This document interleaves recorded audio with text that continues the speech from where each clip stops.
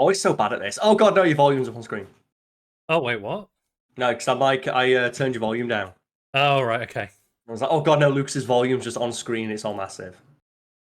Just there. You can feel my presence. That's the one, yeah. So, do we even know what episode we're on anymore? I do. It's episode 94, Carl. 94. Like, when we get to 100, we do anything special for it?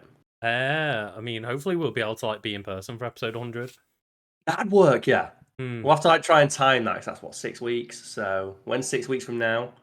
Let's have a look. 6 weeks. 1, 2. Is it like Halloween?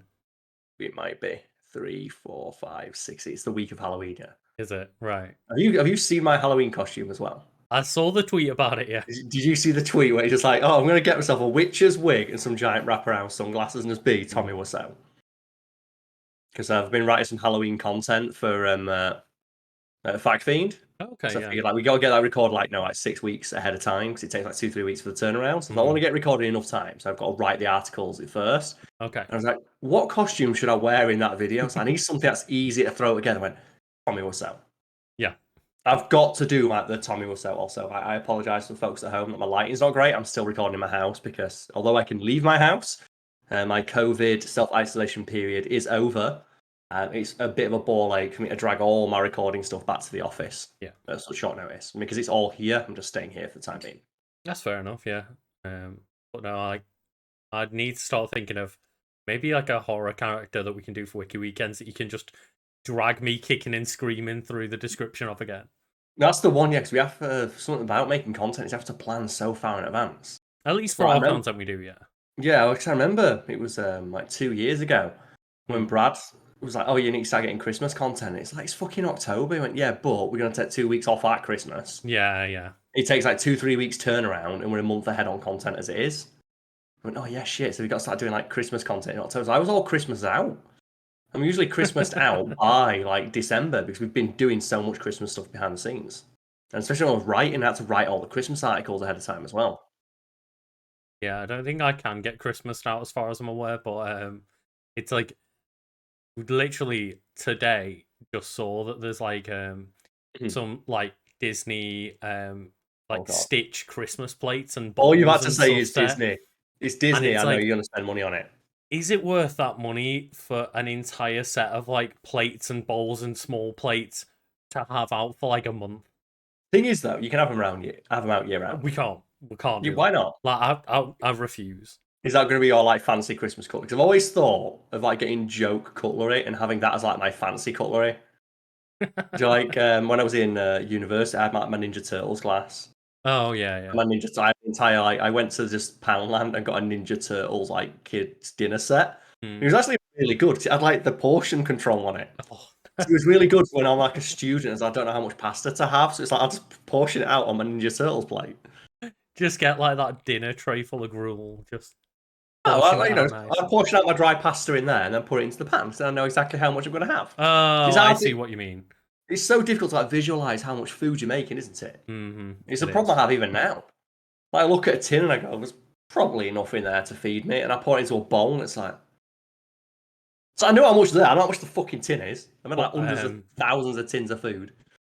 It's one of those though. I always have a struggle when I'm like trying to separate out food. So like if I've made like a big bowl, like a big saucepan full of like food for 2 to 4 people, and then trying to divide it equally, I struggle so much with it.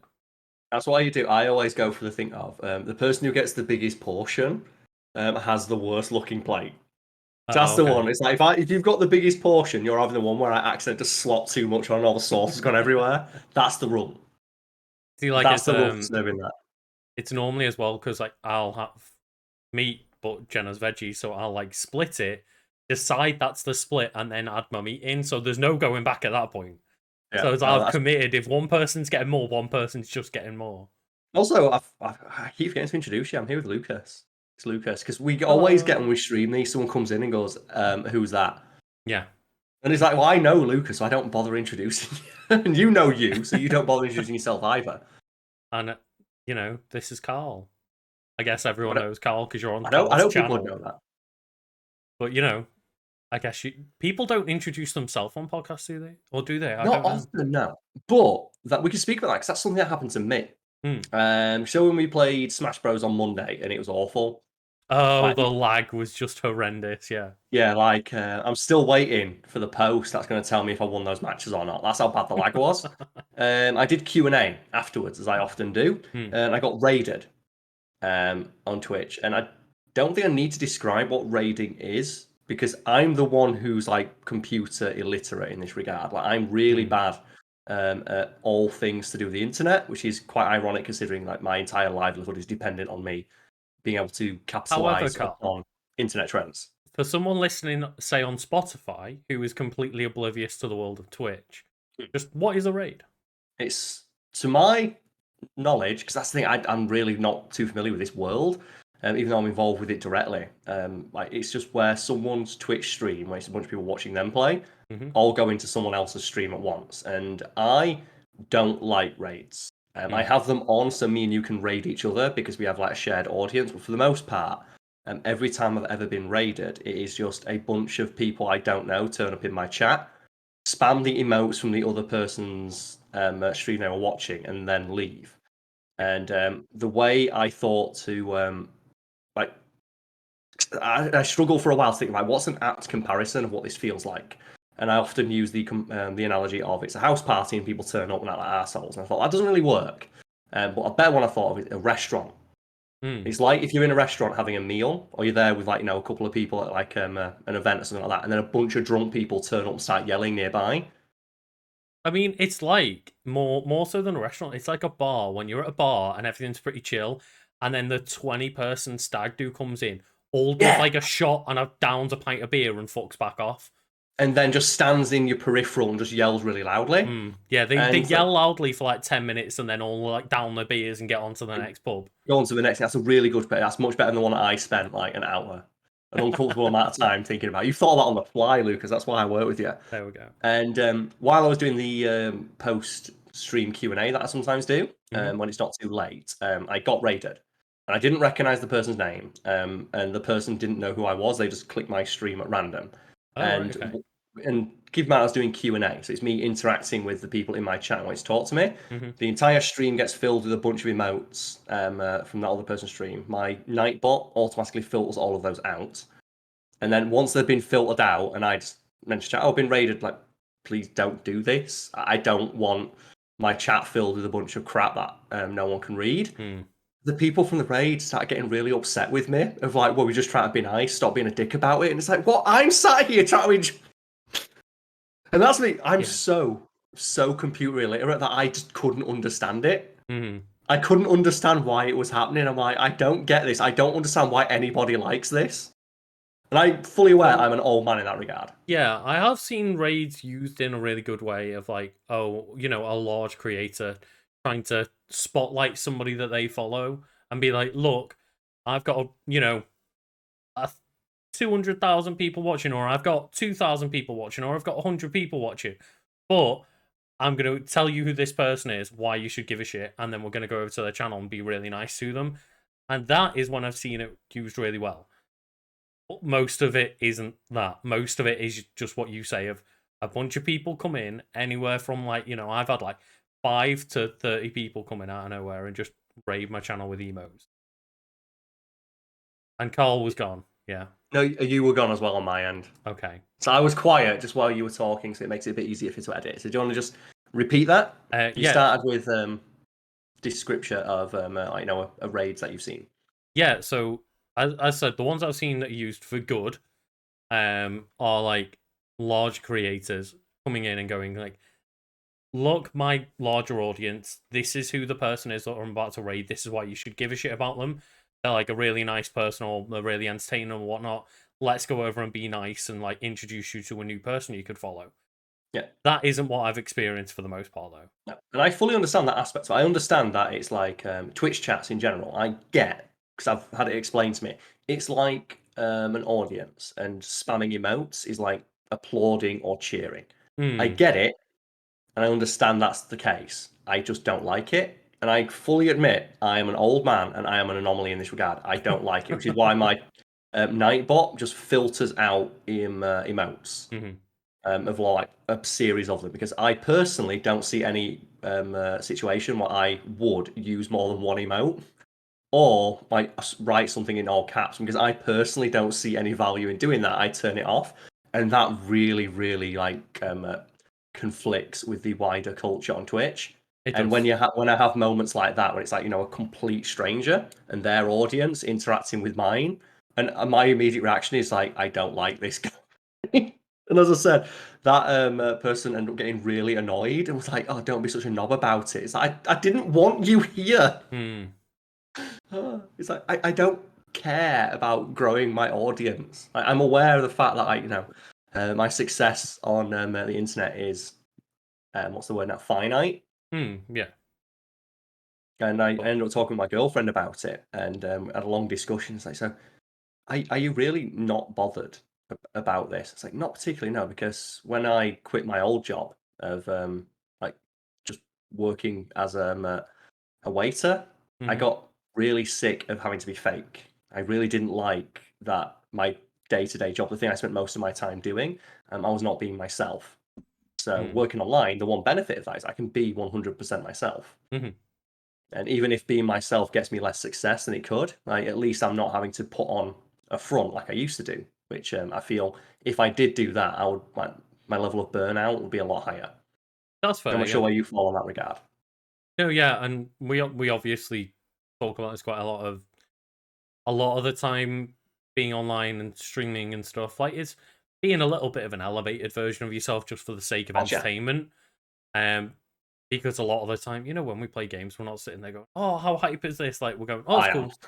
My Like, girlfriend I sees me am, play and I'm video games. not. But you know what I mean? Like, Yeah. sometimes I am, sometimes I'm not. But for the sake of entertainment, I try to be a bit more engaged and a bit more vocal than I normally would be at home. But like, I'm still being myself, and Yeah, and I do agree that trying to be someone that isn't yourself would be tiring.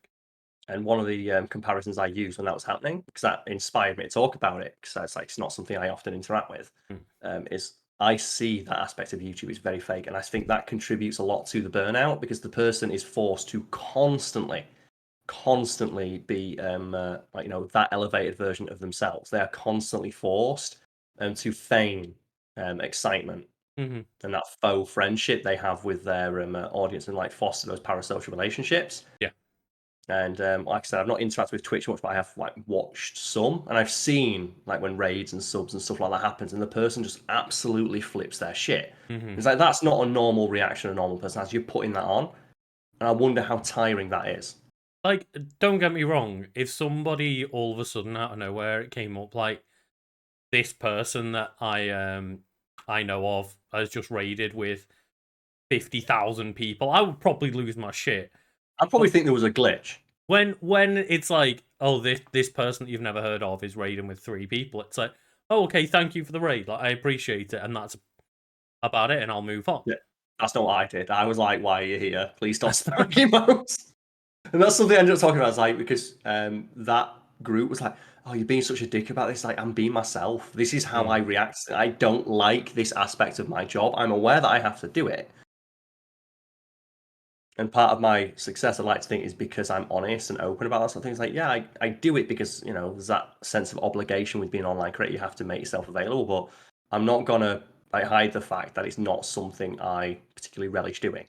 That's fair. And in the vein of like, I want to word something that I said earlier better, like not in the vein of like not being disingenuous and being who you are. It's like, I would say that what I mean when I was talking about, not getting hyped to things is Yes. normally when I'm playing a video game, if I think something's hype, I would probably sit there and tell myself that it's hype in my head rather Yeah. than say anything.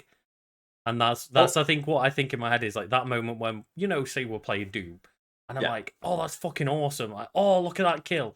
Like, that's what's going on in my brain, but I would never normally just shout that at the TV if I'm playing. Well, that's what much of streaming and recording gameplay and stuff is. It's making your internal dialogue external, your internal monologue, sorry, Yeah. external. It's just saying what comes into your head, and it's a skill we've talked about. 'Cause it is a skill, and it's a skill that can be developed, and it's a skill that not many people have. As evidenced by the fact there are so many fledgling content creators who can't seem to get over the initial hump of just never shutting the fuck up. Or the opposite, where they will sit there in silence until that ticker goes to like 1 or 2 viewers and And then then start starting to talking. Even though that ticker, people don't realize, is like maybe anywhere between 20 seconds and a minute behind. So which means somebody will come in, see a person playing in silence or not answering any questions or whatever you're streaming, just being completely stoic and silent. And they'll already be gone by the time you realize that they're there. yeah, it is a skill that's hard to learn because it's so unnatural. It's not the way a normal person goes about their day. Most people keep their internal thoughts inside their head because that's largely where they live. And that's why, especially, when we were beginning streaming, we both tended to not really do solo streams very much. No, we always like to have that other person to bounce off of, and that's why, like with Q&A and stuff like that, I find it very awkward. And I'm aware of the fact that I don't like to, but I know that people like me to do it. People like to have that ability to interact with me. And like stuff like having that interrupted, it frustrates me because it's like I'm already not comfortable doing this. And then there's this other thing that makes it more uncomfortable on top of that. It's like A an new extra layer. unexpected element just pops into the mix, yeah. Because believe it or not, despite me having a very forward-facing job where I have like a facade of confidence, I'm very, very like hyper specific and anal about my content. Hmm. I think that's a trait of a lot of content creators where they never think anything's perfect. Nothing's ever good enough. They're always being very self-critical. Yeah, and there's a big difference between when I make a genuine mistake with a video, the audio gets messed up or whatever it is. That is something that I can admit, yeah, people are going to pick up on, and then I click it and go, oh, okay, that's a big mistake. But when it is something that's minor that nobody ever notices, nobody ever comments on, You but I'm will. still sitting there going, but I It's know it's there. there. And one person will comment, you're like, oh, I knew it. I knew it. And it's similar to like something similar happens when I'm streaming. Like I've had many a time where I've like finished a stream, but I didn't say anything funny during that. Yeah. Or I'll go and I'll download the VOD for a stream, and I don't even want to edit this because like I don't think I was like very entertaining for that. So I'm just gonna delete it. I'm not even gonna bother try to edit something together for YouTube because I don't think people are gonna watch this. And that's been something that I've experienced more, again, going to try and do some more solo streams. And obviously, we're just doing it to kind of build our own solo brands and be able to just kind of be on stream without the other person expected to be there. And it's one of those things of looking back and I'm just, oh, there's that bit there. Like, no, I wasn't very entertaining there. Oh, I was just a bit quiet there. Like, I was too focused and just, there's a lot of the time when I'm just editing it and I'm like, I don't want to edit this anymore. One for me is when I'm editing and I look at the sound file below, and I'll notice like a good 10, 15 seconds where there's no sound. Like I didn't speak for 15 seconds. And that's what I was like, into the gameplay, but it's like, oh man, that's like 15 seconds of silence. That's like death. Yeah. It's like 15 seconds of silence is really, really a long time. And if anyone's wondering, well, it can't be that long. Go have a conversation with somebody and don't say a word for 15 seconds after they've talked to you. Well, I was And see how tempted to fucking just awkward it say, gets. let's do it in the podcast, but it would be such a long gap that it would freak people the fuck out trying to listen to this podcast. People might try and fast forward past it, yeah. Or stop listening, yeah. Yeah, it is an uncomfortable length of time, and it goes back to that. It's a skill to never shut the hell up. And I think, this podcast itself has helped us with that because we can talk about absolute nonsense for 2 straight hours consistently. There's many times where we've had to like stop ourselves. Yeah. There is a good example is probably the Jesus Hercules one from like last week, and it's just, I did get some feedback to that as well. oh, did you? Yes, I did. So I put a poll on Twitter. People can follow me at Cat Smallwood. I'll go try and track it down now, see if we've got any responses. Because most people are saying like Hercules is going to win. Of course. And it's one of those things where like I get it.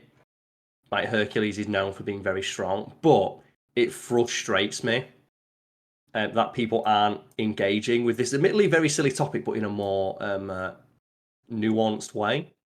They're not taking it as seriously as us. They just go, Hercules is strong, therefore he'd win. And so I put the thing out, and the final tally was 1,253 votes. So thank you to everyone who voted. 78.5% for Hercules, 21.5% for Jesus. It's And a pretty my strong win there, yeah. It is a pretty conclusive victory for Hercules there. Yeah. Right? But like the amount of people are like, well, Jesus wouldn't fight. It's like, yeah, but this is a fictional The proposed entire theoretical battle. proviso is that Jesus is in a situation in which he would fight. I also love as well there are people like showing their ass about like how little or much they know about the respective mythologies of each character. Where there's one person like, I don't think Jesus is a very violent man, and I just like respond to that with that picture of Jesus whipping people in the fucking temple. It's like he's so violent, he loves it. It's like that's the thing is he's generally not, but if he's forced into violence, he will do it. Yeah, and then the other one is the amount of people like, oh well, Jesus can just turn the water in Hercules' blood into wine. And my girlfriend corrected me about this because I had a similar idea. And actually, no, Hercules doesn't have blood because he's a god. Gods don't have blood; they have some sort of other, like, divine substance that It's the gods like bleed. divine energy rather than blood flowing through the veins. There's some specific substance they have. They don't actually bleed blood; they bleed something else. And presumably, there's no water in that for Jesus to turn into wine. But also, the whole thing wasn't that you could turn blood into wine. It was. I know there's some water in your blood, obviously, but Hey, there's 70%. You're 70% water. it'd just be getting you fucking drunk. Weird. Wiped out drunk, admittedly. But I do like those conversations that we have, which is like, who the fuck would win in this fist fight? Mm-hmm. The idea of like Jesus fist fighting Hercules is silly. But I don't think he'd fist fight. Oh yeah, I Hercules. mean, he's all like that got bullshit. angels and whips to do his bidding, Karl. He's got all that bollocks. I mean, so speaking of Greek myth, Okay. I want to talk about some God of War Yes. because was it the PlayStation trailer or the PlayStation? There was Sony, like a PlayStation showcase last Thursday. Oh, as well, someone in chat said Gods bleed ichor. I believe it is. It's golden. So that's the divine substance that all gods in Greek myth bleed. Not blood, ichor. And there's no word on whether it has water in it. Yeah, it was you said the Sony showcase? Yeah, there was a like Sony PlayStation showcase last Thursday, so a week ago from when this podcast goes out. Yeah, and there was a bunch of trailers dropped for some stuff I'm really excited about, like the Spider-Man 2 one. The moment I saw that, and I just heard and just went, yeah, Venom. I think they're doing our idea as well. Because you seem to be controlling two Spider-Men in that. So they've confirmed it's single player though. Is it single player, but you control this? They haven't said whether you control both Spider-Men. They've just said it won't be like a co-op game. But there are two Spider-Men on screen, and there's a third character. So maybe our idea, Lucas. Because I believe, if I'm reading the trailer correctly, it's Venom saying that they will put up a fight against another villain. So them three teaming up. And I think a lot of people read it as like Venom being like the one, I'm going to get Spider-Man. But I think it's that he's going to team up with Spider-Man to fight against a different villain. I initially thought it was Kraven the Hunter because he talks about hunting and like trying to catch the prey. I don't know how Kraven the Hunter is. Like, I don't know how strong Kraven the Hunter is if he could put up a fight against two Spider-Man and Venom. That's the thing, though. Like, it's in line with that series. Well, not series. It's not. It's like it's one game so far, but like they have obscure villains in it. Like they made Mr. Negative the primary villain. Yeah, and he's game. Like what a relatively new Spider-Man villain by all means, and a somewhat obscure one. So I can see them bringing in like someone like Kraven the Hunter. Yeah, Kraven would be really cool. I just don't. I mean, obviously they can change it for the sake of their own universe, but I don't know in terms of like comic book power level if Kraven is that strong to be able to take on that fight. Make him that strong. Give him they can robots. make him that strong, yeah. Just give him a fucking robots. Because that's the thing, no one's beating two Spider-Man. And Venom. No one's fucking beating two Spider-Man and Venom. Like, I am wondering, are we going to get our idea, which was that you're going to have two Spider-Men. So you're going to have the moveset from Miles Morales, the moveset from Spider-Man PS4, and then the third playable character, Venom. I think it might be happening. Or Venom might be DLC. Because you can make Venom DLC and I'd fucking pay for it. Because obviously they clearly made the logo the symbiote suit. Yes. That's clearly what it's alluding to because it's the black background with the white spider. Okay. And I'm wondering whether it is that Venom is in it and you gain the symbiote powers as Spider-Man. You talked about that, yeah. Yeah. It's not that you're playing as Venom, it's that you're playing as symbiote Spider-Man. And that was my theory. Oh, sorry. I was going to say, and then that would mean that you have Spider-Man with Venom powers and Spider-Man with Venom powers, because Miles's powers are called like Venom powers, aren't they? Yes. because that was something I theorized during the Miles Morales playthrough on your channel, that after giving you that much freedom and additional movement options, the only way they can make Spider-Man, regular Spider-Man, feel as good as that, because they can't go back in terms of movement and traversal mechanics that they introduced. Give him the symbiote suit and then just replicate Miles' power set with the symbiote suit. Or just give him an alternate power set where Spider-Man is, you know, the Venom-esque, really strong version of Spider-Man. And then Miles is the mobile, like, stealthy version. And then just put Venom in it, because that's one of the Venom game. And then make a sequel called Let There Be Carnage. Oh, wait, no. No, put that. You need to put Venom. We need, if they're going to make that game, if we don't get a shot of Venom driving a truck, like he does in the Spider-Man 90s cartoon, where Spider-Man is like on the back of a lorry and Venom just starts beeping the horn of a truck and pulls up next to him. Have you seen this? It's one of my I will favorite have images. done back in the day, but I haven't seen it since. I need to like bring up the image driving a truck because it's because it looks so fucking stupid. Because he's just Venom in a truck and he's like, "Hey, Spider-Man!" So I'm gonna send it to the Discord now. That can spider swing and like just fling himself across New York City. I don't think but look he at needs a truck. Lucas, look at him. He's having a great time. He's just driving a truck. I fucking love it. Oh god! If we don't get that moment, I'm gonna be really upset. That will be awesome. But we need to have Venom driving a truck and pipping the horn. And- Specifically pipping the horn. I mean, we can't talk about Marvel Spider-Man 2 made by Insomniac Games without talking about the other Insomniac game, Karl. The thing is, it's what, a 12-second trailer that just says Wolverine, and it's Well, gonna a be Wolverine good. game made by Insomniac, Karl, and So, that's enough to sell me. I think my favorite thing about that was like the day after it happened. I think me and you were streaming, and someone asked us, "What do you think of the Wolverine trailer?" It's like, well, it's 10 seconds long. It's a character everybody loves, and it's been made by a company who've already established that they can make really good superhero games. It's probably going to be good. Yeah. Because it's Wolverine. And everybody loves Wolverine. He's not as popular as he was 10 years ago and then 20, 30 years ago in comics. Yeah.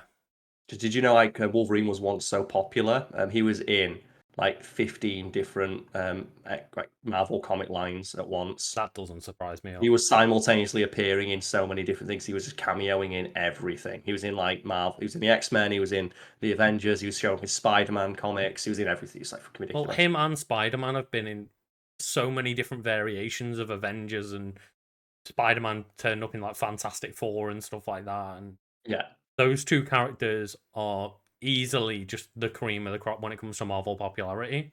Yeah, I still think, and I don't know if it's like a fake edit or not, but I choose to believe it's real because there's a couple of great comics where Spider-Man and Wolverine. Because I'm not assuming, I'm going to guess that there's going to be a Wolverine teaser or cameo in Spider-Man 2. It's been made by Insomniac. Because there is like a great comic where it's Spider-Man goes to a bar with Wolverine. Yeah. And you know the one I'm talking about, don't you? Where they go in and Spider-Man has a drink, even though Spider-Man doesn't drink. Spider-Man's never allowed to drink. That's a fun fact about Spider-Man. Stan Lee specifically said Spider-Man never drinks, except for those times when he gets drunk and swings home. But he never drinks to the point of being to excess. And then they get into a bar fight with Wolverine. And it's like, why did you invite me out tonight, Logan? It's like, oh, it's my birthday. It's just, they have such a good bromance. I would absolutely love it if the cameo of Peter Parker was Wolverine just sitting in a bar and Peter Parker coming in and annoying him, not realizing who each other are. Yeah, I want it to be their friends. I want it to be they're friends. They've been friends for ages, but he doesn't know he's a superhero. Or if it's the case of the other way around, where Logan makes the cameo in Spider-Man 2 and then they become friends for the Wolverine game.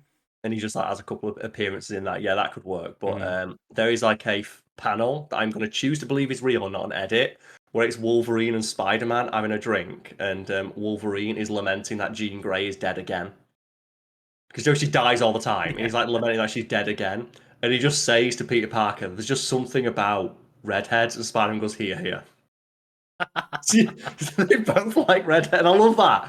I want that to be real, so I'm not going to look up whether it's not. Oh man, they have both got a thing for it. But Wolverine, as we established in the wiki weekends for him, has slept with many a non-redhead. Oh yeah, But then again, one of the people he's slept with is Mystique, and she can be whatever redhead he wants. Technically, sleeping And with Mystique is like is sleeping with every redhead. canonically redhead, right? I believe so. Because she's blue No one skin, red knows. hair. Or They at even least say that's that, how don't they? she presents her, like, undisguised form. Yeah. That's one of the things Yeah. they say about her, isn't it? It's like no one really knows what she actually looks like. Is that just what she chooses to look like? Mm-hmm. Is that her true form? What one is it must be the boys that I'm thinking of, where there's the shapeshifter. Yeah. It's like the fat man that turns into the stripper or whatever. The hot lady, yeah. Yeah. Like, is Mystique actually just a really fat dude? We don't know. We don't know. No, No way of no one knows what she confirming. looks like. There's no way of knowing exactly what she looks like. That's part of the power. It's part of the mystique about the character. That's why she's fucking cold. But bringing it back, I was like God of War and that trailer. I don't think there has been a response this visceral and this just intense to a trailer for a video game in a good long while. Because there has been like a huge discussion about several aspects of that trailer. One of the most notable being the fact that there is Thor's in that game, and Thor is now fat. Yeah. And that led to a huge discussion with culminated in like a video. I think it was like Eurogamer or IGN writing an article in defense of fat Thor. It's like he's a fucking god. It doesn't matter what he looks like. No. And it's really strange to me that they are trying so hard to justify why a character looks like that in a series where a video game OC invades the Norse pantheon. Why does it fucking matter? I don't From the understand Greek it. pantheon, can we just say, Yeah, is he technically they made an OC within the Greek pantheon and then took that out of Greece and put it into Norse mythology? yeah, it's really seeing that discussion because I don't really care either way. It's like you can interpret the character however you want. He's not real. Thor is not real. Like, he is a mythological figure. The way you choose to interpret him is like entirely up to you. And if anything, I'm all for a more dramatic reinterpretation than just like it'd be more boring if he was just a huge buff dude like Kratos. Or, as most people are probably thinking in their head, MCU Thor. It was just a huge buff dude. Yeah, it's just Chris Hemsworth. And, Chris Hemsworth, I really enjoy his Thor, but not every interpretation has to be that. And, Yeah, in fact, shouldn't be, because as people are probably screaming at us right now, the Thor that God of War is going for is way more accurate to mythology anyway. yeah, where he's an asshole. And he's not a big, giant, 7 foot tall, ripped as hell dude. No, he's just he's the king of fight, whatever the hell he is. Like he lives in Valhalla, which is the only thing you do in Valhalla. People don't know what Valhalla is. It is a giant drinking hall where you drink and eat until you are full, and then go onto a battlefield and fight other fallen warriors until you die. Does he That's live in literally. Valhalla? Well, he can go there if he wants. Fair. That's all you fucking do. What Valhalla is, you eat and drink until you're full, and then you fight until you die, and then you go back and you wake up in the drinking hall again and drink some more. So all Thor does all day is drink and eat meat and then fight.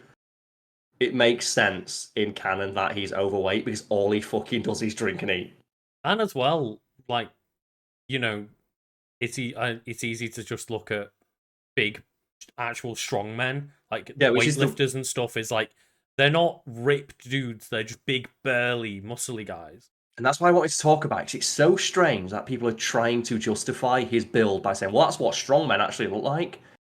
But Kratos is in the game, and he's stronger than anyone. Like he flips Tia's temple, which contains the entire universe. He flips Tia's temple, which is one of the single greatest feats of strength in that entire series, and he looks like a generic buff character. So the fact that you've got these articles trying to justify why Thor has that body type in a series where the main character does not have that body type and is canonically stronger. Also, they did show in that trailer, they showed another God of War who is taller and skinnier than Kratos. Yeah, it's almost like you don't need to have the god have the stereotypical body type. In fact, it's cooler that he doesn't have that because he's a god. He can look over gods. But Because I the find point that is that it's the godly energy and That's it. powers they have that provides the strength, not the body shape that they have. But one of the things I find so strange is that there are so many people trying to justify why he looks like that when the main character of the game does not share that body type, almost like it doesn't fucking matter.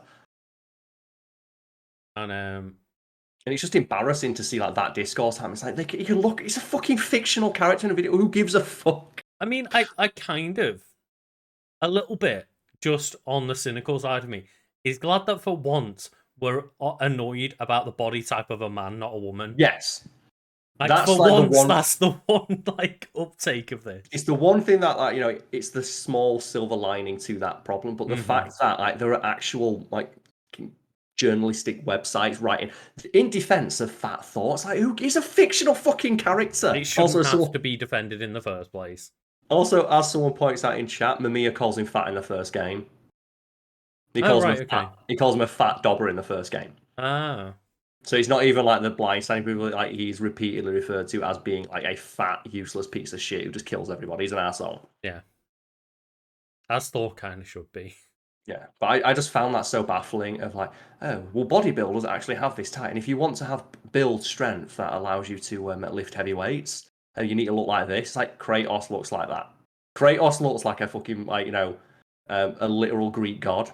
Like, he has that body type, and he is lifting the entire universe. Like he stalemated Hercules, so that's canon. Hercules in that game, the Greek god of strength. I thought he beat him down.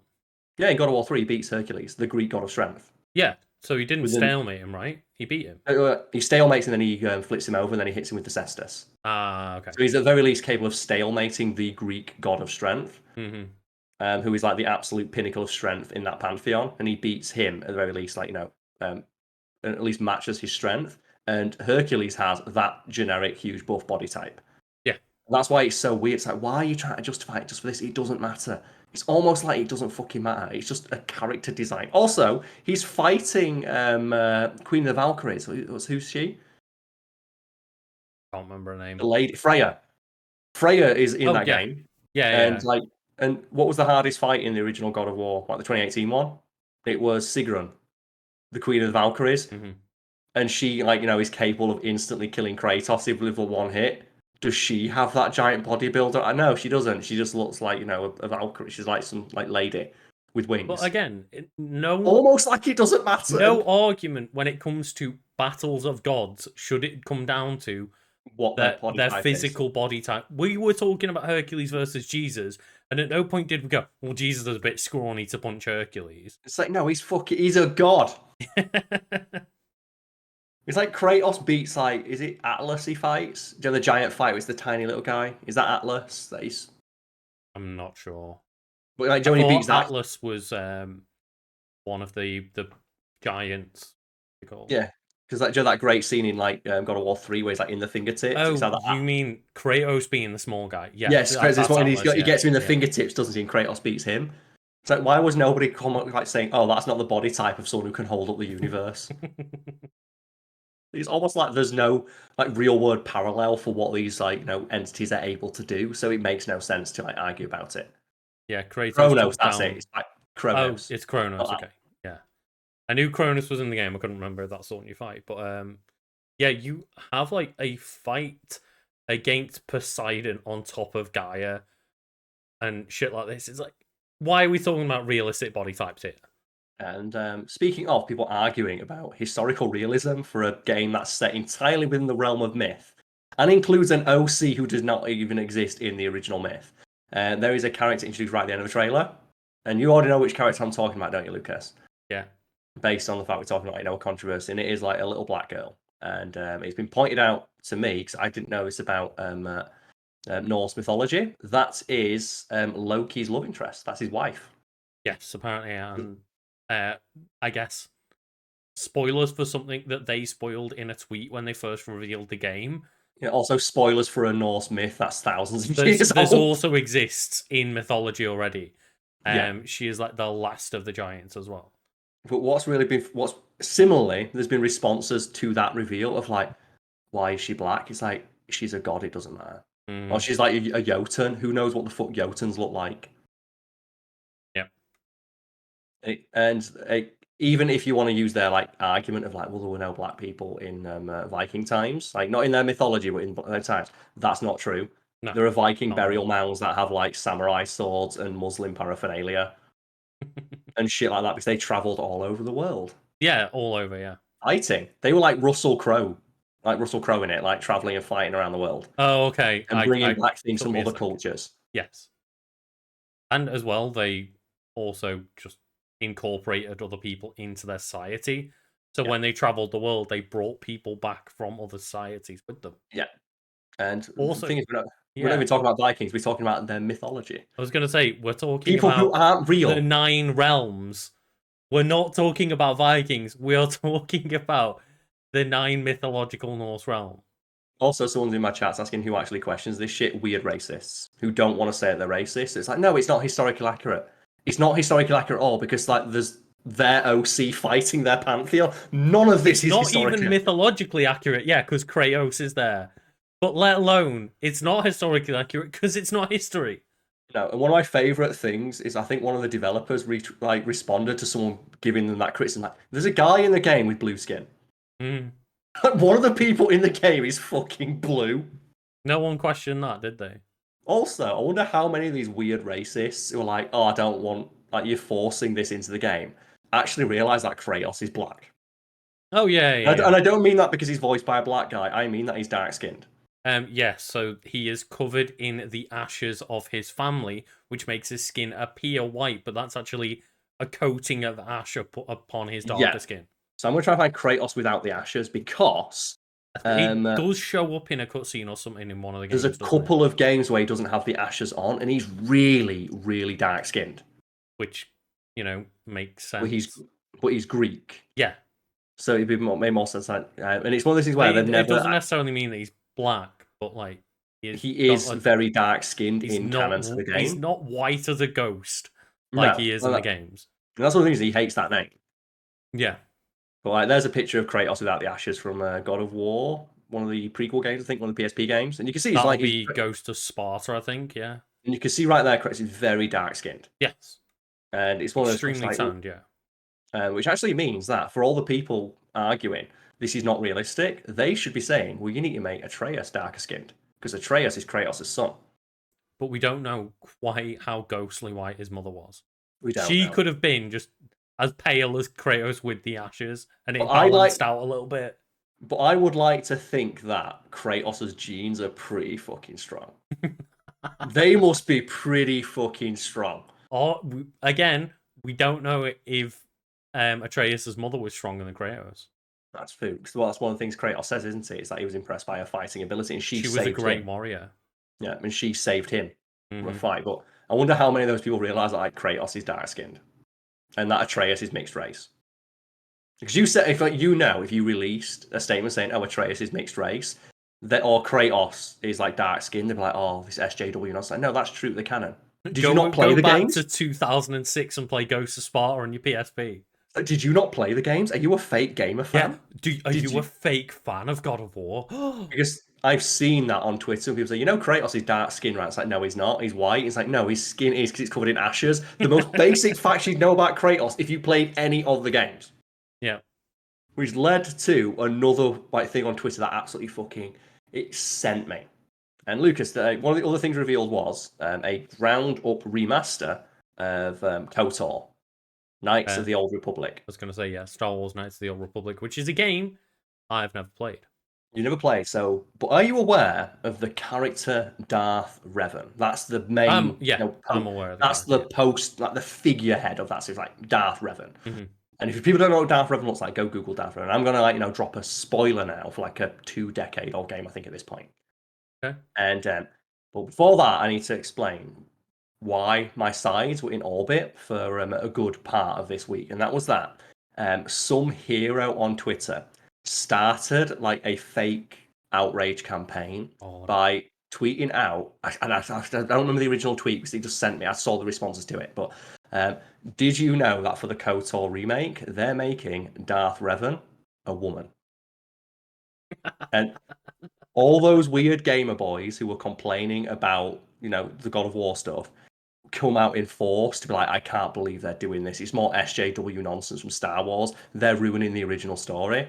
In the original story, well, that's the thing. Darth Revan is a woman and a man, and black and white, because Darth Revan is the player character. That's the twist. And because it's a RPG, you can make whatever character you want. Which means if you play the game as a woman, Darth Revan is a woman. If you play the game as a man, Darth Revan's a man. If you play the game but it's so hilarious to see those responses. People because they've not played the game. They very clearly not played the game, because that's one of the most famous twists about the game. It's like the thing everybody knows about KOTOR, if you're even remotely aware of it, is that Darth Revan is the playable character.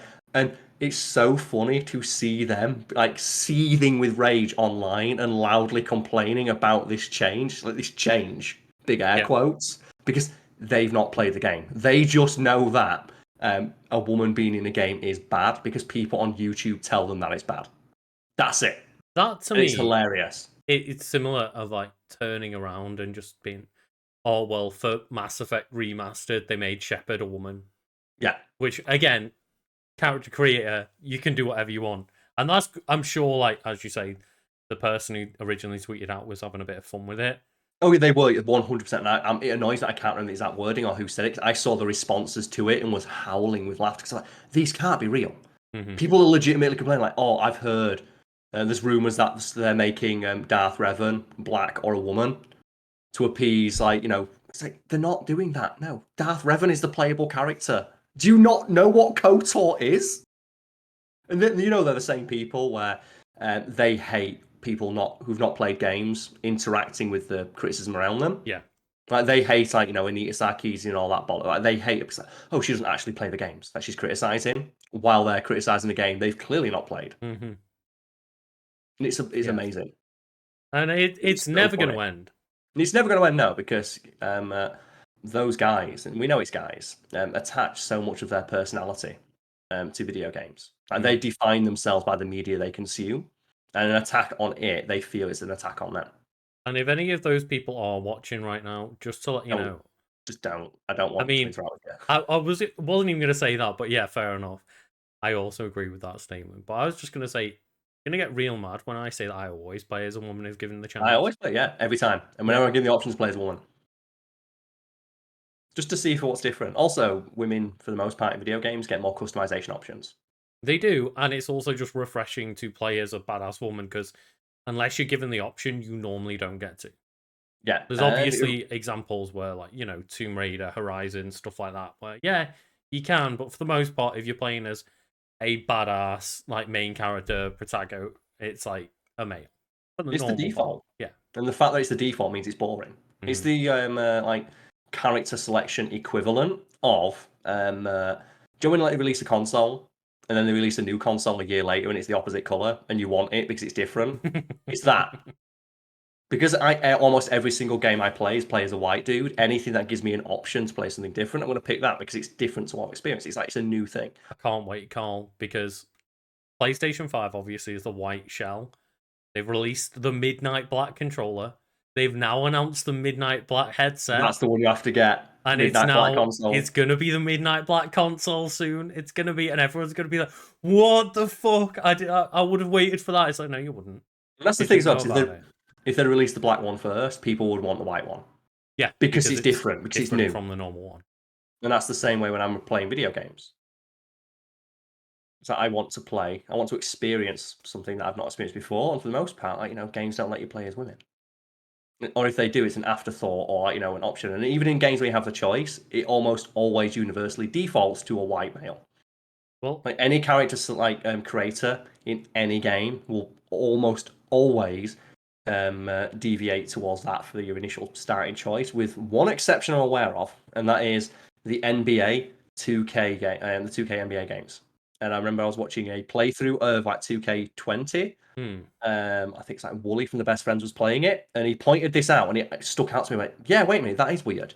Mm-hmm. Where in the character selector it defaults to black, and Wooly, who is black, who's playing it, says, "Have you ever seen that in a video game before?" And I was like, "Holy shit, I've never seen that. I've never seen a game where it defaults to black." I've seen a couple of games where the character creator starts out with a random character. Sometimes, yeah, but default skin tone, black. Yeah.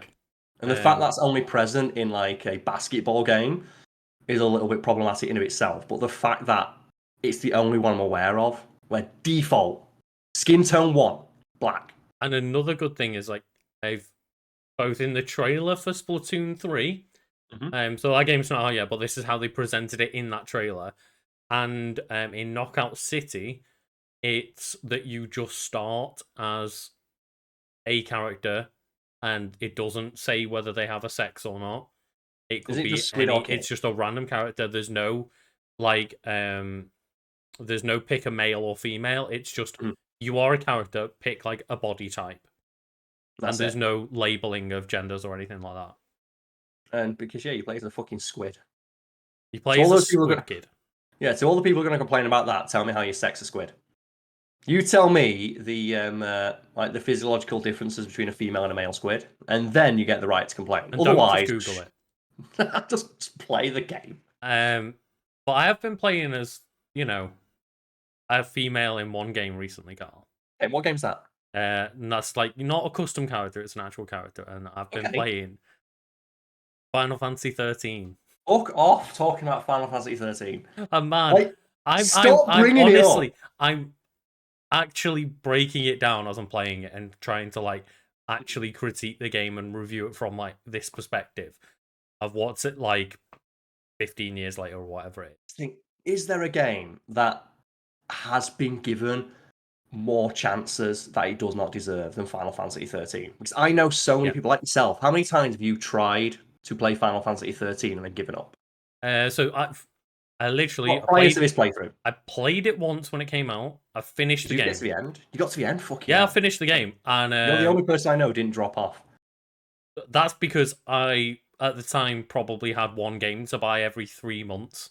Fair. And was probably just stuck with like the decision I made. Just had to go through. And then I haven't played it since. I have not gone back since. But I tried to play it, I want to say 3-4 times, because every time I played it, I got to like 15 hours and went, fuck this. This story is incomprehensible. Every character is boring. I hate every character. The game looks nice, but it's in service of this complete nonsense story, and the gameplay is bad. Well, and then every time I did that, someone told me, but 20 hours in, it opens up. Do you know what point I'm at? Is it 15 hours in? 15 hours in. And I'm really getting to that point where I'm like, why did I do this to myself? Exactly. And it doesn't deserve it either. It doesn't deserve the chance, because like 15 hours is not a short amount of time. No, it's not. And I want to continue it through because I want to, like, you know, make some content out of it. Yes. But if I wasn't trying to commit myself to make content out of it, I would have dropped off. Yeah. And I'm only playing it like on the side TV. Like, I'm playing on like a second TV while I'm watching something, because the entire game has been walk down corridor, mash A bit, and then watch a cutscene, and then you know, there's been about 5 or 6 challenging encounters that have been very boring, and like I've had to do them one specific way. And all this effort is in service of a 6 or 7 out of 10. So it's not even fucking worth it. It's not even like there is like a hidden gem buried beneath this. It's like, what's less than a gem? Like, there needs to be a term to describe something that's not a hidden gem. Like hidden quartz. Just like, what's like a non-precious gem thing? Like, what's quartz is a non-precious gem, right? So that's not what it needs to be. Like, like I think it's oh god, who's the comedian who does it now? Do you mean a mineral? That's the word. It's a hidden mineral. A hidden mineral. I forget what comedian it is, where they're talking about the term. It's Jack Whitehall, and he really got in trouble for this, where the term national treasure, they use that too much. We need to come up with a new term for people who aren't national treasures. And he goes, for example, there's Little Mix in the audience now, and I like to refer to them as regional trinkets. And he got in so much trouble for that. And that's what I'm thinking. Like, what's like the equivalent of that? Like, it's not a hidden gem. It's no, it is. It's not a hidden gem. It's like when you find like 20p on the floor. It's not even hidden. Go when you're walking down the street and you see 20p, and you could pick it up, but for the most part, like, you don't really want to pick. Like, you could give it or take it because it's 20 fucking p at the end of the day.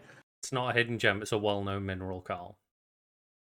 That's the opposite. Yeah, that's the opposite of a hidden gem. I'd say it's like it's coins in your couch cushion. Mm. So you could dig in there and get them, but it's probably not worth it, and you're not going to be able to get anything out of it, really. The Well, then, effort that it after takes to get it 50 out. hours of digging through your couch cushions, you might find 50 quid, Carl. Yeah, you might That's find what like Final Fantasy 13 is. no, it might be you might get enough change to get like a can of pop. And is it worth putting in an hour's worth of effort for a can of pop? Because the reason I want to go back to it is because there's obviously a very segmented discourse over the game now, and it is got to that point where people are, fuck Final Fantasy 13, it's a shit game, or it's a really, really fucking good game. That's the thing, yeah. Like people can't. We've talked before. Like no one can really give a nuanced opinion of something. Like I said, there, it's a 6 or 7 out of 10. Like I am very vehement in my criticism of it because I don't think it deserves the latter thing you mentioned there, which is people defending it. Which is why, like, my response is like, "Fuck that game! It doesn't deserve the chances people keep insisting that I give it." And I don't I honestly don't think I would recommend a game where I have to sit through more than 15 hours of why am I putting myself through this? Yeah. However, from just a critical thinking standpoint, I want to get to the point where I know I enjoyed the game previously. Yeah, it's an interesting case study for that. Yeah. Where it is a game, as you mentioned, that has a very like divided critical opinion. Not a critical opinion. Critical opinion is going to be the only one. Yeah, it's very divided fan opinion, where it's either like it's perfect 10 on 10, like hidden masterpiece of the system, or like horrendous piece of shit that nearly killed the franchise. And the actual truth is probably somewhere in the middle. It's probably skewing towards like the other end. Like I said, it's like a 6 or 7 out of 10. But that's where I'm interested, is because right now it's a game I would tell you to avoid like the plague, but I know I enjoyed the game by the end of it. And that's the thing, like how high is the high point after that initial just cratering of expectations and feelings to make up for that? Which that would be interesting to see. Like how good is that 20-hour plus gameplay to make up for that first 20 hours of how bad that is? Yeah. And it's intriguing because I think I'm towards the end of chapter 7, and I believe where it opens up is around chapter 9. So I'm getting to that point. I'm getting there. But it's more just like I'm as I say, I'm just shoving it to the side to now to get through the crap. And it is crap at the moment. And that's the thing, like, does it deserve that? It doesn't deserve it. It doesn't deserve it. But I want to power through for the sake of my own well-being. But that's the thing. If it wasn't for that reputation that it has of being, no, it gets good after this point. If it wasn't for that, I don't think it'd even be on anyone's radar today. It's only because it enjoys that very polarized reception, and it does have those like very staunch defenders today who insist that it's good. Yeah, and I in my head I have both opinions of like I remember really having fun with it, but I remember hating it to begin with. So I'm really intrigued to give it a fair shot. Like, is it the video game equivalent like beer? No, because that's an acquired taste, isn't it? I don't think it's an acquired taste because nobody likes that first 10, 15 hours of I don't Final think Fantasy. I've ever met anybody that would defend just that's the a poor corridor, comparison. really, like the corridor tutorial that is the start of that game. Yeah. The first 20 hours of that game. That was a poor comparison because even the people I know who defend it still say the first 20 hours are bad. But after that, it's so good it makes up for that first 20 hours. So I guess it'd be like it's a starter. Also, someone's asking, do you read chat? Yeah, but just say something interesting. Also, like say something worth noticing and commenting upon, and I'll read it. I mean, this is a live recording of a podcast. For the most part, we will look at chat, but not really refer to it. That's kind of but I always have to comment on that when I see it because it's so baffling. Like, person enters chat, doesn't say anything interesting. Does he read chat? Yeah, I just don't find what you say interesting. Yeah, and it's I understand that in a normal stream, but the entire point of a stream like this is we're recording a podcast, and a podcast is very different from like a Q&A. Yes. But I want to. I know I had a point I was going to make there. We're talking about Final Fantasy and beer, apparently. We were talking about Final Fantasy 13. That's its very polarized reception. And oh god, no! I hate when this happens. Damn! I had a point. I was going to make. I had a point. I did have one. It's gone now. There was a point here. It's gone now. Karl drank that beer and he lost his mind. It's just water. I know. But okay, we'll use that as a jumping off point then for like the solid 7 out of 10, the super polarized reception, because That is something we've talked about before, haven't we? Hmm. The idea of something has to either be a 10 out of 10 or a complete piece of shit, and there's never any nuance about the opinion. Yeah. At least when it comes to like fan reception to a lot of things. Obviously, Like, critical reception, people are paid to have a bit more of a thought than just it's good or bad. yeah, that's why they're paid to review things for a living. And all the people who say that games criticism and like film criticism is worthless, it's not even worth listening to them. Yeah, But it's not. in that vein, like, what are your like just? I will never ever hear a bad word about this, or I will just unreservedly shit on this thing when I first hear about it. Like, what are yours of them? Like, what are the things that like are so key to your personality? 'Cause, we talked about people attaching their personality to games and media that they like. Is there anything like that for you that you like it or hate it so much that you can't even begin to approach like the discussion that reaches that middle ground? Um, I don't think so. But I think the closest I come to that might just be because I know it's a bad game.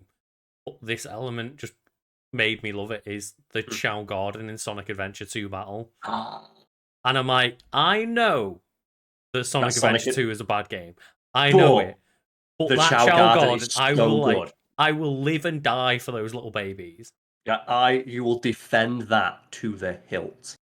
And I know it's not good, but it's I think it really just envelops a lot of what I like about Pokemon of just raising these creatures to be loved and looked after and customize them to your own will, basically. Like, you feel that element of the game is so good that it basically eclipses all criticisms. It doesn't matter what criticism you levy against it because it has Chow Gardens in it.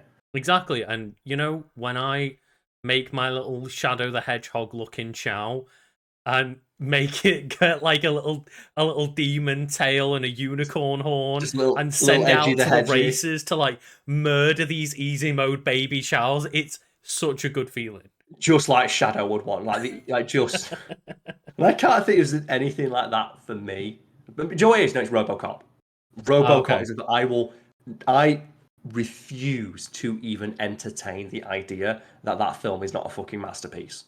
Well, I And nearly that fell film, asleep in the cinema watching it. that's the 24 sequel bollocks. It is a fucking masterpiece of filmmaking because I contend it is one of the best films where there is not a single wasted second in that film. It is like 90 minutes long. Every single second of that film contains either entertainment or information. Mm.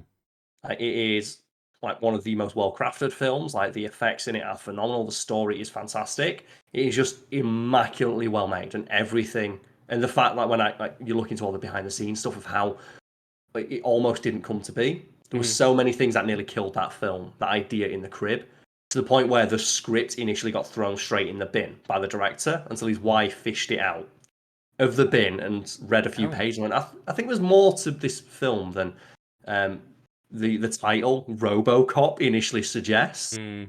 I believe the quote from Paul Verhoeven is that his wife told him, it's like, there is a heart here if a good enough director directed this film. Right. And I think you're that. I think you're the director who can find the heart in this film. That's cool. So that's one for me. Like, anyone who says like RoboCop's a dumb action movie, it's like, fuck off. You just don't know. Like, you do not I hate saying you don't understand. So, like, you do not understand how the film is constructed. It is not a dumb action movie. It is a fucking horror movie hidden inside an action movie, hidden inside a drama. And ironically, RoboCop himself has no heart. What he done? He has a robotic heart. They replace everything. Full body prosthesis. Apart He's from a like bad this bit of his head. Because he's gonna be a bad motherfucker. He's just riding, isn't he? I think Raiden might have more human parts left than RoboCop. Potentially, yeah. Raiden probably has more human parts than RoboCop does. And I remembered the thing I was going to talk about. I remembered while I was talking, so Okay. I reminded myself of what I was talking about. It is something we've mentioned in the past. So I'm going to mention it now, and then we'll have to go for a quick bathroom break. And it is the critical reanalysis that fans like to do of things that are bad objectively or good objectively, purely to be a contrarian.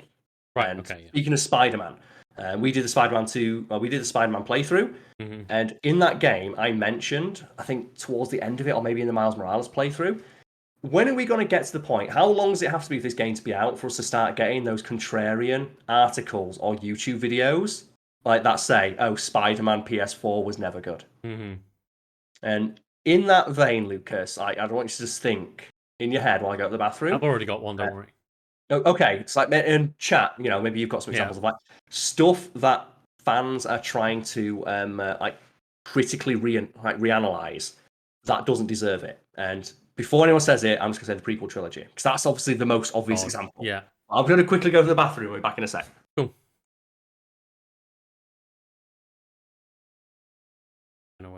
I'm just gonna, if anyone can hear me, be nice and this other part it.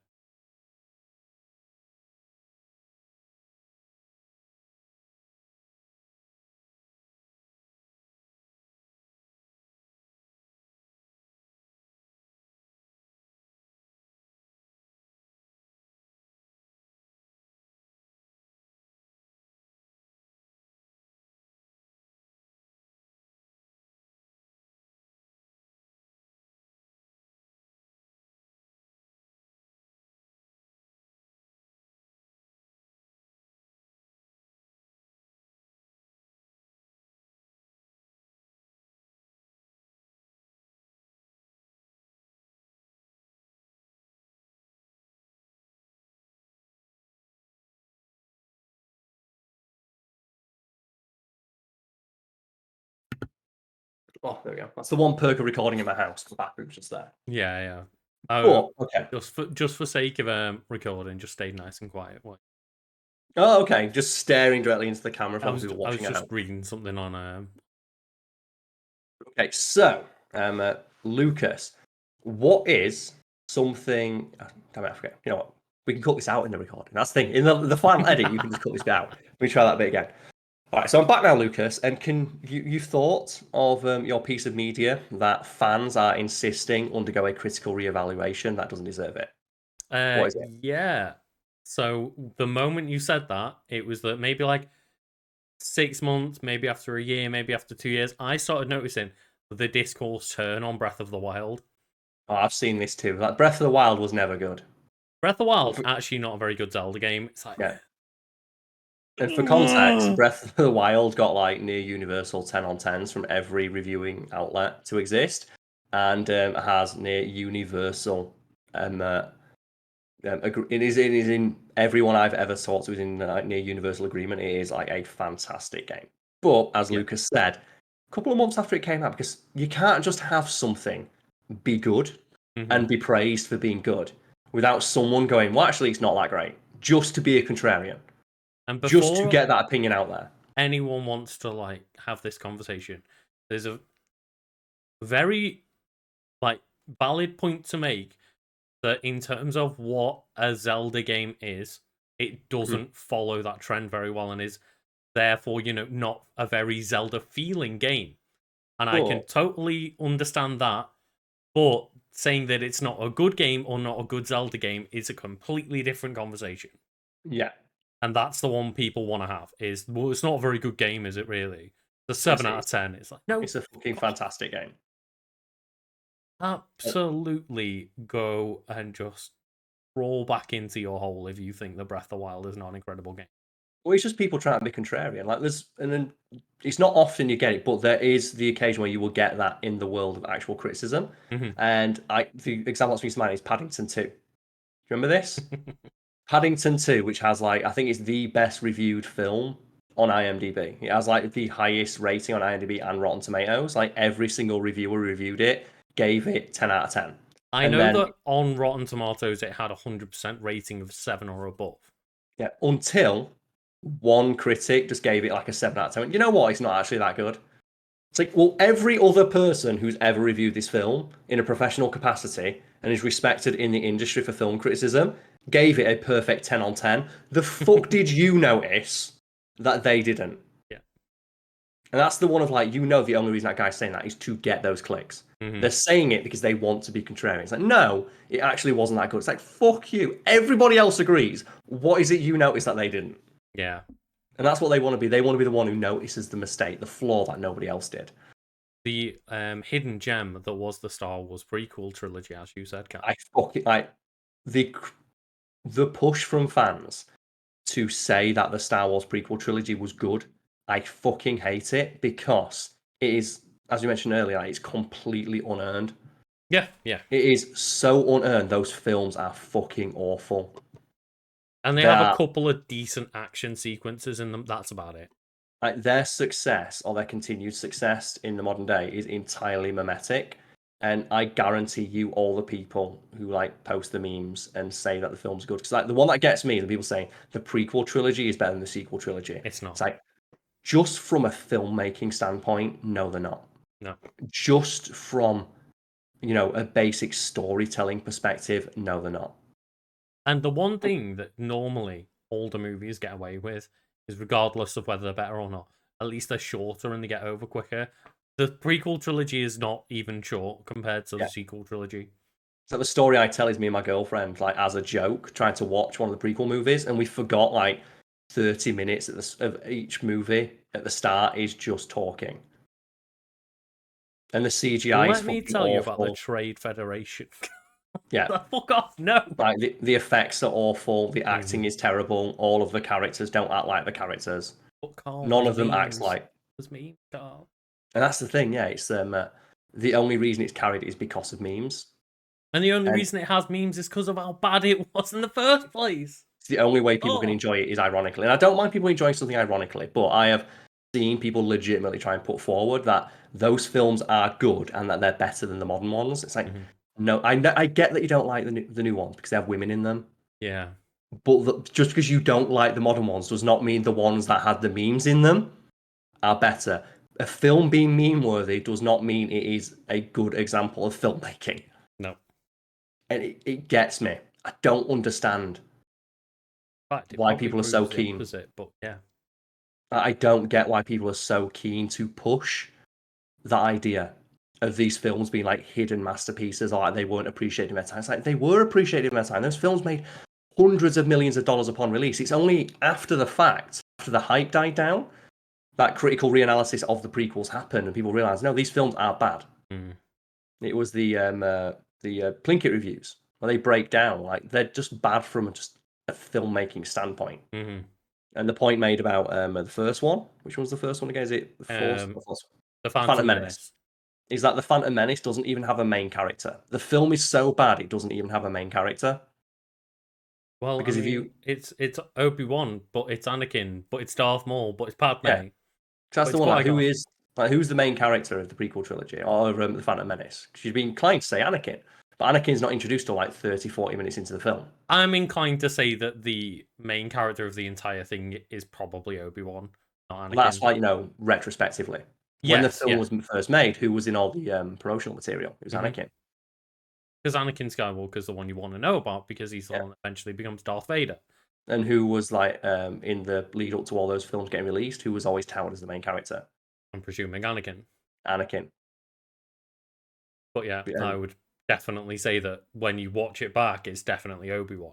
And that's with the gift of hindsight. Yeah, totally. But back then, didn't have that. And just the idea that the film doesn't even have a main character or one that's easily noticeable. That's like the first thing. That's rule number one of making a movie. Rule number one is, who's your main character? Well, who's the main character of Star Wars, Karl?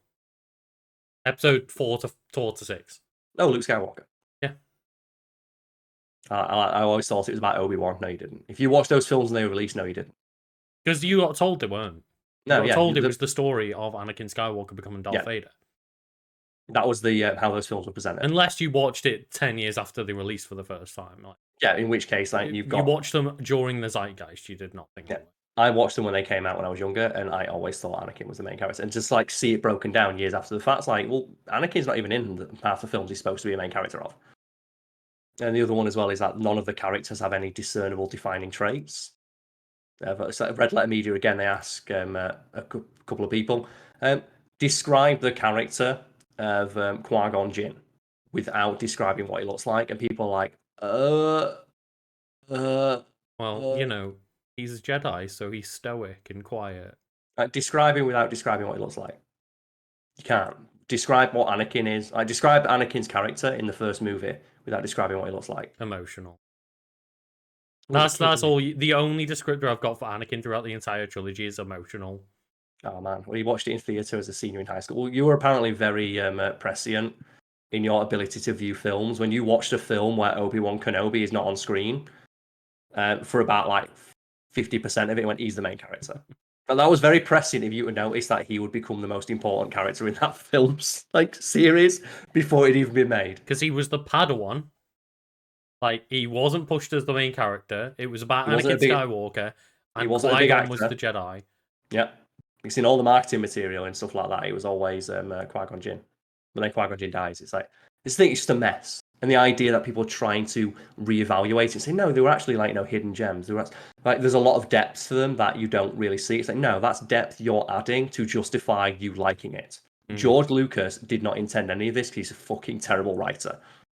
I mean, I'm presuming that George Lucas didn't even write the trilogy as a whole. He wrote the prequel trilogy. The prequel trilogy is great. I mean, I'm presuming he wrote them one by one and not like 1 to 3 all in like one go with everything in mind. He supposedly had them all. Oh, right, okay. Yeah, and there's a great... Doesn't feel like it.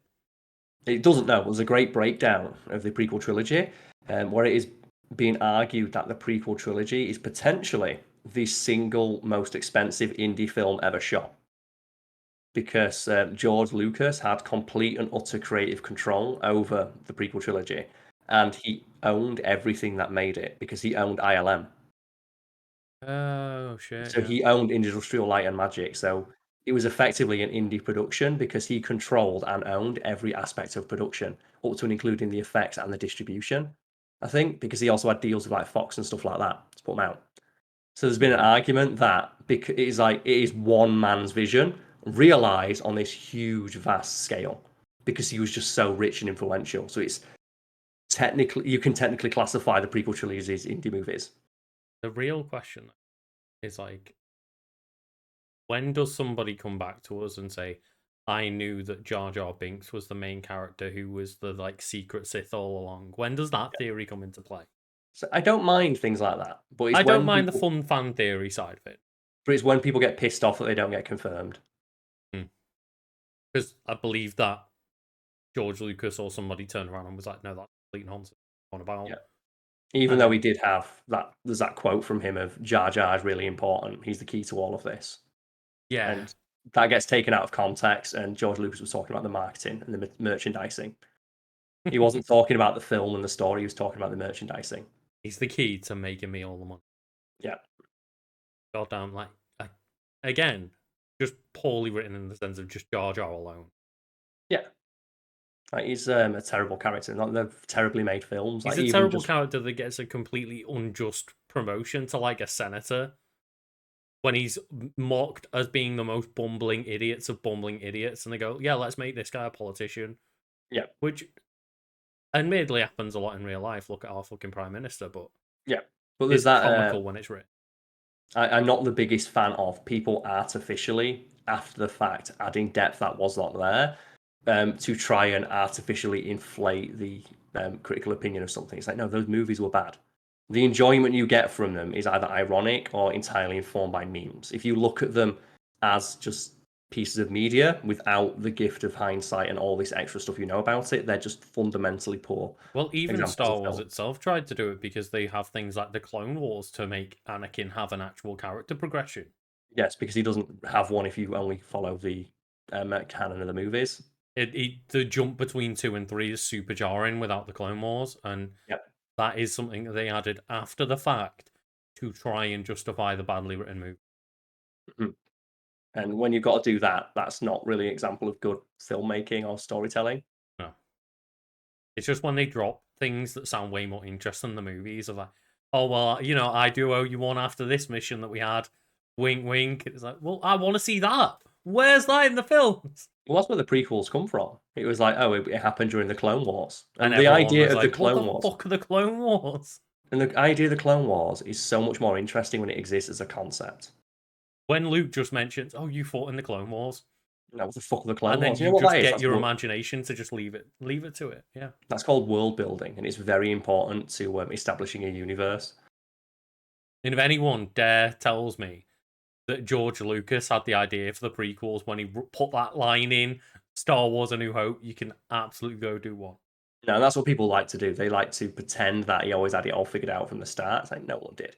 These things were like fly by the seat of your pants. Like Star Wars was a film famously saved in the edit, and there are stories about all the changes that were made to it. Like even when it was in cinemas, George Lucas was making changes. Like he was changing the score. He was sending new film reels out that had changes made to the opening crawl and things like that for mistakes that he noticed during editing. So what we talked about earlier, we've been like so self-critical. George Lucas was like that. He was making changes and edits to the movies while they were in the cinema and releasing new theatrical cuts that had like minor changes, like so minor in fact most people didn't notice them. All think it ended inside. Oh, but is there any other like pieces of media you've seen that people are like fans are trying to force a critical reevaluation? Because one of the jokes we made when we talked about like the Spider-Man playthroughs, I can't wait for people to start doing about the early generation of Xbox One games. I can't wait for people like, you know what was a really good game? Rise, Son of Rome. It's like fuck off. And that's not happened yet, has it? I have seen people say both Rise, Son of Rome and The Order 1886 are like actually really good gems that people missed out on. No, fuck off, no they're not. And that's just because they want to be contrarian. You know what? Knack, 10 out of 10. Remember Knack, Karl? No. But they just want to. Do you know what? Let's do something now, Lucas, right? Let's say we are given the ability to give any piece of media the Star Wars prequel trilogy treatment and have just an intensely rabid fan base emerge from nowhere and just claim that this thing is the greatest shit to have ever existed. What bad piece of media or forgotten piece of media or mediocre piece of media would you want to give that treatment to? And the more undeserving, the better. Okay, because to start with, when you weren't going to say bad, I was like, it is kind of happening to my dream of people are remembering how good Super Monkey Ball is and hyping it up on Twitter. I think Super Monkey Ball was always good. Super Monkey Ball was a great game. Super Monkey Ball is the definition of a hidden gem because people who know about it, they fucking know how good it is, but then people play it and they're like, oh my god, Super Monkey Ball. This shit's the best. Where's this been hiding? Oh. But like, what mediocre piece of media would you want to give that super undeserved push to just to see the world burn? This is a tough one. I'm thinking that there's got to be. I mean, part of me really wants there to be a push to just say the Joel Schumacher Batman films were the best Batman movie. The thing is, there is a tiny outspoken like, oh, there's elements of those movies that stand up better now when Zack Snyder's Justice League exists. Yeah, and especially with the context of knowing that Joel Schumacher was evoking the feeling of the 1960s Adam West Batman. Mm-hmm. With that context in mind, there is a actual argument for a critical reevaluation to take place because the reason those movies were so maligned at release is because they came straight after the Tim Burton one, and the tonal shift was so just give people whiplash. Mm-hmm. But if you look at those things in a vacuum and you look at the making of them and the inspiration for them, and I still don't think they're good movies. Going back and watching them, but I think that they get a worse reputation than they deserve when you know things like that about them. Yeah, and I wouldn't think as well this would apply to them because they are known, they are talked about, and they are discussed. True. And it's funny as well because people in my chat are saying like The Room has already undergone a critical reanalysis. It already exists. Mm-hmm. It's already had that. There are already people. I've met people who insist that The Room is a good movie because they find it funny and they like the memes. It's like, no, it's not a good movie. It's always the funny memes, bad. And people saying like the Raimi movies. Who the fuck is talking shit about the Raimi movies? I've never heard anyone say a negative thing about people them. Talk. There has been a bit of a backswing on Spider-Man 3 of people defending how good it is, and it's like, you don't need to do that. It was mediocre. The first two were great. Number 3 was just crammed with too much shit. It didn't give its characters time to breathe. Yeah, cause I think if I was going to go old school, I'd go for who was that really shit James Bond? Who was the guy who played James Bond for one? Was it like George Lazenby? George Lazenby, yeah. Yeah, and he was in like one Bond movie and it was shit. wasn't it? Was it that he was in Casino Royale and they remade it with Daniel Craig? I can't remember like the I'm not sure, details on but it. I'd want to like give that a push. I'd want the like just a fan campaign to emerge from nowhere of like, no, that one movie is the best Bond movie. I'd want that. I just want like this to be a huge push for like that one movie in this 20 movie series is the best one, even though it's the worst. Just to see the chaos that would emerge. Oh no! Apparently, it seems like he was in on Her Majesty's Secret Service. Is that the only one he was Again, in? I apologize for getting it wrong, but apparently that came in 1969. It was also one of the best, well, one of the worst received Bond movies ever, and his performance was criticised. And I think one of the facts about that making that movie that is it sticks in my head is that I think it is George Lazenby, right? You just Yeah. googled that. He'd never worn a suit before, and he was playing James Bond. And the reason that's so hilarious is because one of the pieces of advice like Daniel Craig got from Pierce Brosnan is just wear a suit. Like buy a really nice fitted suit, go buy a bespoke suit, wear it every day. Wear it when you're making your breakfast, wear it when you're walking around. You need to look as so comfortable in that suit, like it's like a second skin. Yeah, it should be. Yeah, for James Bond, it should be. Yeah, and George Lazenby had never worn a suit before. He'd also, I don't think he ever acted in a big That's movie. certainly I think he just lied about his CV. I'm almost positive he like lied about his CV to get it. I'd want this. I'd want there to be a push for that. Just to have like the same kind of rabid fan base that like just vehemently defends the prequel movies as being good and insists that they're good and keeps making memes of them. Make memes of that really crap James Bond movie just to confuse the shit out of the executives of like, why do people like this one? So Carl, just double checked again on according to his Wikipedia. In 1968, after Sean Connery had left the role of James Bond, producer Albert R. Broccoli met Lazenby for the first time while they were getting their hair cut at the same barbershop. Broccoli later saw him in the Big Fry commercial and felt he could possibly be a James Bond, in which he invited him to a screen. That's what we need. We need that to become James Bond. That's the one. We need God, that. my focus. You've done it. You were laughing too hard. Like, I want that.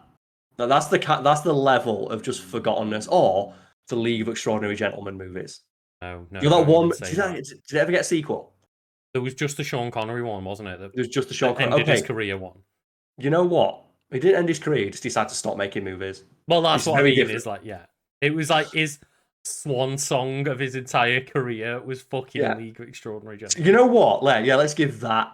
Let's give that the prequel trilogy push, and let's try and get that trending enough for like Universal to try and make another one. Thing is, I was about to joke about Watchmen, but people already pushed that because it's like, Yeah. Right, it's already had it. It's already had that push. It's a mediocre movie that got that push. That's what I mean. I want to say what other pieces of media deserve that treatment. oh yeah, I'm trying to overthink, and I'm just like, I don't know. You got any guilty pleasures? Come on, what's your guilty pleasure movies? Because I watched one yesterday. It was like, oh, actually, let's see if I can find this. Cause me and my girlfriend yesterday was like scrolling on Disney for looking for Disney Plus for a film. Yeah. And we stumbled across the Inspector Gadget movie. And the reason I wanted to watch that movie is that movie is 1 hour and 10 minutes long. Yeah, that's the reaction I had. Sorry, And the reason what? I played it because have you ever heard of a movie that's 1 hour and 10 minutes long? I mean, not an actual movie. Yeah, a full cinematic release that is just over an hour long. Because like straight to never seen VHS it. movies or whatever. Yeah, what? No, That was released in cinema. yeah, it was. Yeah, I think I saw it in cinema. Yeah, that's me. Like, have you ever? And I saw it and went, "Oh my god, this film is 70 minutes long." That's ridiculous. Yeah, and that's why I wanted to watch it. And it is breakneck. Like, and one of the things I noticed while I was watching it is that it's basically RoboCop for kids. Because the backstory for Inspector Gadget in that film is he's in a car accident that completely destroys his body, and they just fill him full of robot shit to save his life and force him to become a police officer. And that's the thing. Like, have you ever heard of a 70-minute long theatrical release? And I can't find it. And I think I want to shout out one probably does have its fans, but just Okay. Inspector Gadget just reminded me of Spy Kids. Spy Kids. Do you know what? Bring Spy Kids back. Like Spy Kids 3D, when I had like the really bad 3D glasses that came with the VHS No, you and know what? watching it on my home TV, like, oh god. Don't bring that back. Bring back 3D, but with the stupid fucking red and blue Yeah, glasses. Bring that's the that ones that back. we had to watch it on the Bring that VHS back. copy, yeah. And it, Like, don't bring oh, that trend all the way back and get it to have its fans. to be fair, I mean, it wasn't the stupid green and red, but it was essentially brought back by those 3D TVs 10 years ago. Oh man. Yeah. Oh man. Someone mentioned Shark Boy and Lava Girl. Do you know that there's like 4 or 5 years of difference between not Channing Tatum, Taylor Lautner in Shark Boy and Lava Girl, and then he's in Twilight. Like Yeah, he yeah. went through so much fucking puberty. 'Cause That is puberty right there. he went from like Shark Boy to just Because if I'm not wrong, Shark Boy and Lava Girl is made by like the same team that made Spy I Kids, think I he's in the think. same universe as well, yeah. Yeah, yeah. Oh man, let's bring that shit back. Let's bring back Spy Kids. So I wonder how many Spy Kids movies they actually made. Was it just the three, or did they go on to like make You know, more? before you check, I'm gonna guess that Spy Kids is like Land Before Time, and they made way more than you expected. Do you think it's like secretly still going or something? I think it might be. I think it's. I'm gonna take a guess. It's one of those series. But while you're looking for that, one of the things I want to mention is that in the Inspector Gadget movie, there is just a sight gag in it that put me and my girlfriend on our ass, and it is Okay. the main bad guy. I think Claw. He's just in Yeah. his office. He's just in his office, but he's in his office at a massive desk that has behind it a like 20-foot tall portrait of himself going like this. And then on his desk in front of him, he just has his net worth. But don't they have the James Bond villain like turn around in the seat and he's got the cat that he's stroking as well? No, he has the cat, but he's just sat on his desk signing papers, and there's a 20-foot tall picture of himself behind him, and just in front of him in massive block text is his net worth counting up. And we just sort of lost our shit and went, you know what? If Jeff Bezos does that, all is forgiven. If he releases a promo shot of himself at Amazon HQ with a 40-foot tall portrait of himself behind him and his net worth on his front desk, facing forward so you can see it and not him, I'd give it. I'd forgive him. The Randy Pitchford. Like The make fucking it, because I don't know if you know this, but like Randy Pitchford, like he like got Gearbox to buy a gallery so they could put a replica of his office as a gallery showing. yes, that's amazing. So it was like literally an art exhibit of this is what a game developer's office looks like, or a It's just creative director's office looks like. it's And just of his thing. yeah, he got them to copy his office as an art exhibit because he owned That's the incredible. gallery. It's like fucking hell. Do you know what? I respect that. I respect that level of just like fuck you, look at me. But Carl, so Yes. Spy Kids. Oh my god. I know the Spy Kids series is a lot longer than people expect because the Machete films are technically part of that universe. They are, yes, because he's like their uncle in it or something. And it's the same actor and it's the same director, Robert Rodriguez. So it is technically a shared cinematic universe. So there is like Spy Kids in 2001, Spy Kids 2, The Island of Lost Dreams in 2002. Spy Kids 3D Game Over in 2003 because they fucking cranked this shit out. They were like, was that like the Saw series? Like one every year.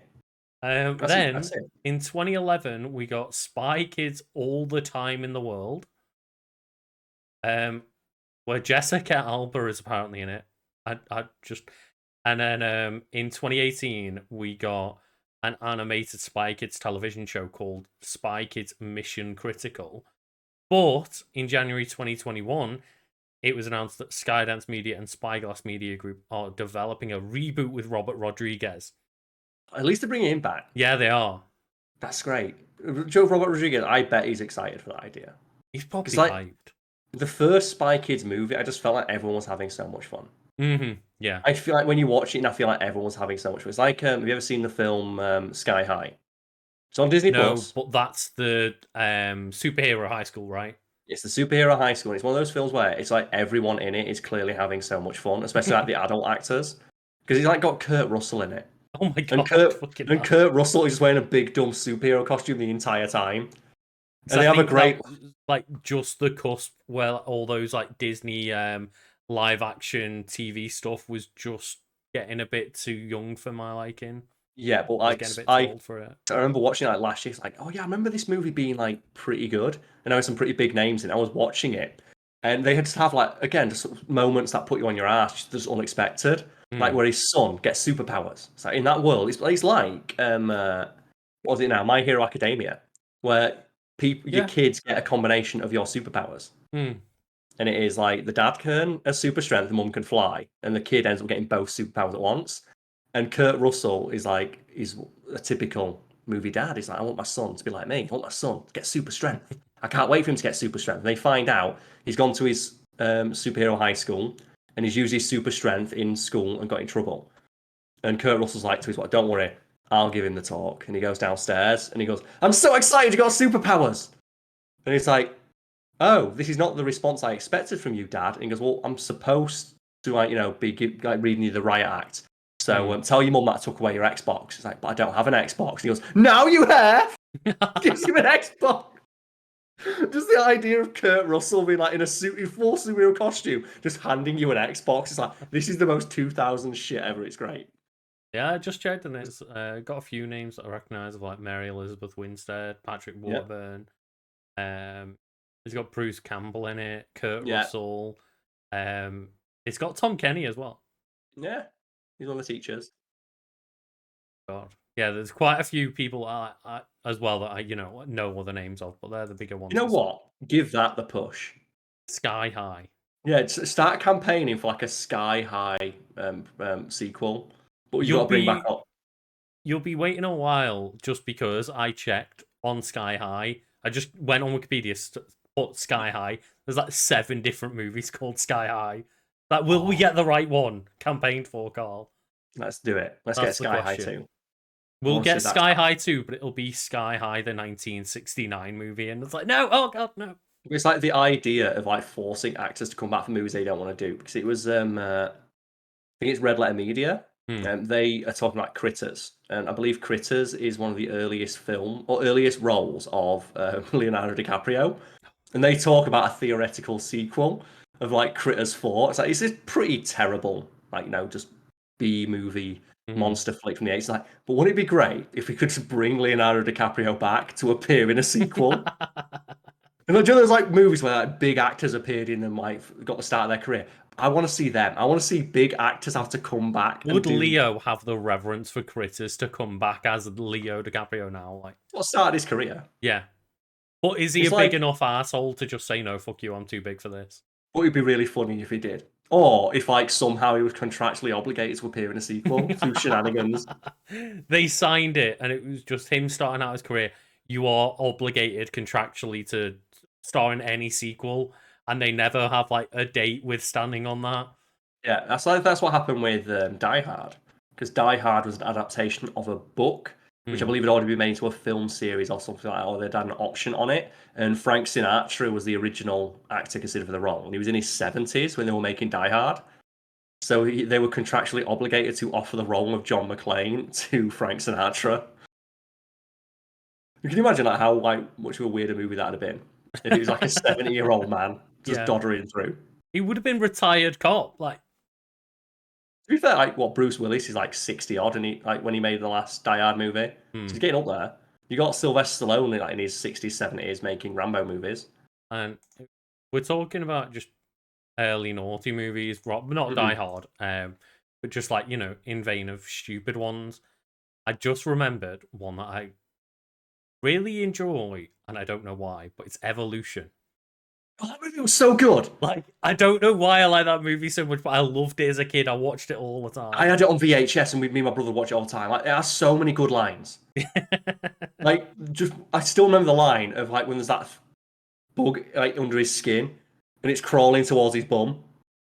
And the guy, and I think they have the like, they need to go in. We've got to go in through the back door, and like they say, there's no time for lubricant. And the guy goes, "There's always chat said it. There's always time for lubricant." It's like we're gonna have to take his leg off. It's like you can't take my leg. You can't take my leg. And then say, "Oh, we think it's heading towards the crotch." Like, take the leg. Take the leg. they beat the monster as well? Is it like they get Head and Shoulders shampoo? That sounds about right. Like Yeah. they spray the final monster with shampoo, and like, oh I want that pushed. yeah, let's get that back. Let's bring back, and let's bring David Duchovny back as well. Bring them all back. Get it all done. I want to see all this shit. This could be great. Yeah. I want to see the ultimate sequel, like Evolution. I want to see Evolution 2. What's like further past evolution, Carl? Further beyond. Just Or call it further beyond. or a prequel. What prevolution? There it is. Prequel. Have a prequel to it, and then just use the most amount of CGI to de-age David Duchovny. You'd need a bit. You got to spend like $8 million just on his eyebrows to get Also, him to Carl, be. the sequel to Evolution, Mega Evolution. Oh yeah, and make There it we a Pokemon crossover. Fuck it. There we go. Just that's how we get Evolution back. We bring it to a Pokemon crossover. I just want to see all this. I want to see all these things realized. And do you know what? I'd be more excited to see any of them realized than I would for the prequel trilogy. Yeah. Just in like the push of like, oh yeah, redo the prequel trilogy with better CGI. It's like, fuck off. I'd want to see him remake it with worse CGI. Yes. I'd watch that it, version. Demake it, yeah.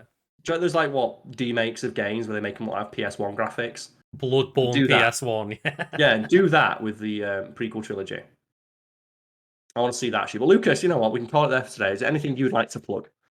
Yeah, I would just like to plug my YouTube and Twitch. You can find me doing stuff gaming related over there.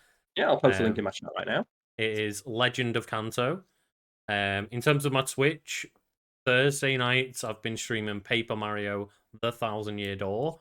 And now, apart from when we're doing bigger streams together and stuff, I'm going to try to commit to doing Trials of Osiris and Destiny 2 on Friday nights.